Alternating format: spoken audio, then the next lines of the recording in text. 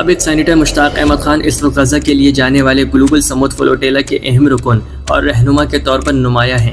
یہ مشن فلسطینی عوام تک امداد پہنچانے کے لیے کشتیوں کے ذریعے روانہ ہوا ہے۔ مشتاق احمد خان نے بتایا ہے کہ اگلے 3 دن اور 3 راتیں انتہائی نازک ہیں، کیونکہ اسرائیل نے اس مشن کو روکنے کے لیے نیوی کمانڈوز، ڈرونز اور کمیونیکیشن جیمز جیسے حربے استعمال کیے ہیں۔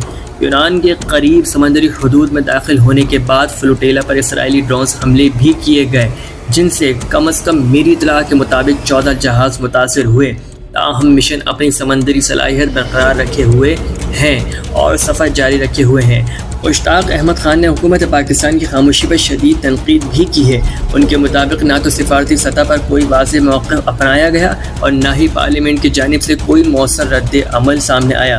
انہوں نے کہا کہ یہ وقت امت مسلمہ اور خصوصاً پاکستان کے لیے فیصلہ کن ہے، تاکہ دنیا بھر کو یہ پیغام دیا جا سکے کہ ہم مظلوم فلسطینی عوام کے ساتھ کھڑے ہیں اور ان کی انسانی بنیادوں پر مدد کرنے کے لیے کسی دباؤ کے آگے نہیں جھکیں گے۔